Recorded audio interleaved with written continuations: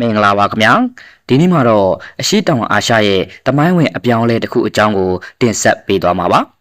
အဲ့ဒါကတော့လွန်ခဲ့တဲ့နှစ်ပေါင်း20ကျော်ကမှလွတ်လပ်ရေးရရှိခဲ့တဲ့အရှိတောင်အာရှရဲ့17နိုင်ငံမြောက်အဖွဲ့ဝင်တစ်ဖြစ်လာတဲ့တီမောလက်စတေနိုင်ငံအကြောင်းပဲဖြစ်ပါတယ်သူတို့ဟာအာဆီယံအဖွဲ့ဝင်ဖြစ်ဖို့14နှစ်ကြာကြိုးပမ်းခဲ့ရပြီးဒီအောင်မြင်မှုဟာနိုင်ငံအတွက်ကြီးမားတဲ့အခွင့်အရေးတွေယူဆောင်လာမှာပါဒါပေမဲ့ဒီလိုကြီးမားတဲ့အဖွဲ့ဝင်ဖြစ်ခြင်းရဲ့နောက်ကမှာဘလို့စိန်ခေါ်မှုတွေကိုရင်ဆိုင်နေရလဲဆိုတာကိုလည်းလေ့လာကြည့်အောင်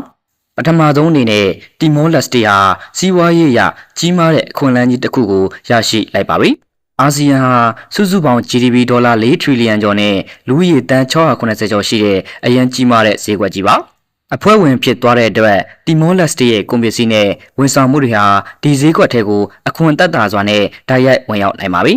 ဒါအပြင်အာဆီယံကချုပ်ဆိုထားတဲ့နိုင်ငံတကာကုန်သွယ်ရေးသဘောတူညီချက်တွေရဲ့အကျိုးကိုပါခံစား권ရရှိမှာဖြစ်ပါတယ်။နိုင်ငံရေးတည်ငြိမ်မှုနဲ့အာဆီယံရဲ့အတိမတ်ပြုမှုကြောင့်နိုင်ငံခြားယင်းနှိမ့်မြုပ်နှံမှုတွေကိုပုံမှုဆွဲဆောင်နိုင်လာမှာဖြစ်ပြီးဒါဟာရေနံပေါ်မိခိုးနေရတဲ့စီးပွားရေးကိုပြောင်းလဲဖို့အတွက်အရေးကြီးတဲ့တွန်းအားတစ်ခုပါပဲ။နိုင်ငံရေးရာကြည့်ရင်လည်းတီမောလက်စတေအတွက်နိုင်ငံတကာစင်မြင့်မှာပုံမှုပါဝါရှိလာစေပါတယ်။အာဆီယံအဖွဲ့ဝင်ဖြစ်ခြင်းဟာဒေသတွင်းနဲ့ကမ္ဘာလုံးဆိုင်ရာဆုံးဖြတ်ချက်တွေမှာပါဝင်ခွင့်ကိုရရှိစေတာကြောင့်နိုင်ငံရဲ့အဆင့်အတန်းမြင့်မားလာစေပါတယ်။လုံခြုံရေးပိုင်းမှာဆိုရင်အာဆီယံရဲ့ပူးပေါင်းဆောင်ရွက်မှုတွေကနေတဆင့်နယ်စပ်ဖြတ်ကျော်ရာဇဝတ်မှုတွေမူရစ်ဆေးဝါးမှောင်ခိုကူးမှုတွေနဲ့ပင်လယ်ပြင်လုံခြုံရေးလိုကိစ္စရပ်တွေမှာအကူအညီနဲ့အတွေ့အကြုံတွေရရှိနိုင်မှာဖြစ်ပါတယ်။ဒါအရှိတောင်အာရှရဲ့အရေးပါတဲ့မဟာဗျူဟာမြောက်နေရာမှာရှိတဲ့တီမောလက်စတေအတွက်နိုင်ငံရဲ့လုံခြုံရေးကိုခိုင်မာစေတဲ့အားသာချက်တစ်ခုပဲဖြစ်ပါတယ်။ဒါပေမဲ့အခွင့်အရေးတွေရှိသလိုစိန်ခေါ်မှုတွေကလည်းကြီးမားလာပါတယ်။တီမောလက်စတေဟာ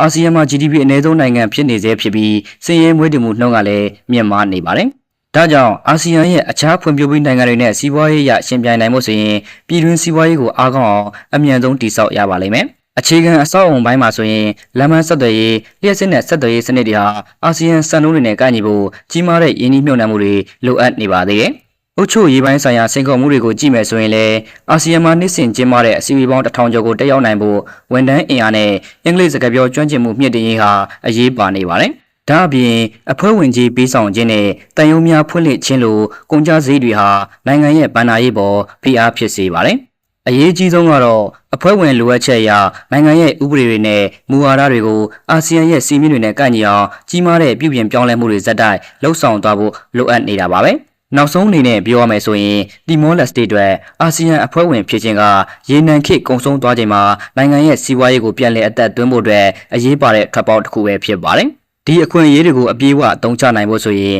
အစိုးရအနေနဲ့ကြီးမားတဲ့စိန်ခေါ်မှုတွေကိုရဲရဲရင့်ရင့်ရင်ဆိုင်ပြီးပွင့်လင်းမြင့်တာတဲ့အုပ်ချုပ်ရေးစနစ်နဲ့လူစွမ်းအရင်းမြစ်ဖွံ့ဖြိုးတိုးတက်ရေးကိုဦးစားပေးဆောင်ရွက်ရပါလိမ့်မယ်။တီမောလက်စတေရဲ့အနာဂတ်ခရီးလမ်းဟာအရှိတောင်အာရှဒေသတစ်ခုလုံးရဲ့ဖွံ့ဖြိုးတိုးတက်မှုနဲ့ငြိမ်းချမ်းရေးအတွက်ဘယ်လောက်ထိအရေးပါတဲ့အခန်းကဏ္ဍကပါဝင်မလဲဆိုတာကိုတော့စိတ်ဝင်စားစောင့်ကြည့်သွားရမှာပဲဖြစ်ပါတယ်ခင်ဗျာအားလုံးကိုကျေးဇူးတင်ပါတယ်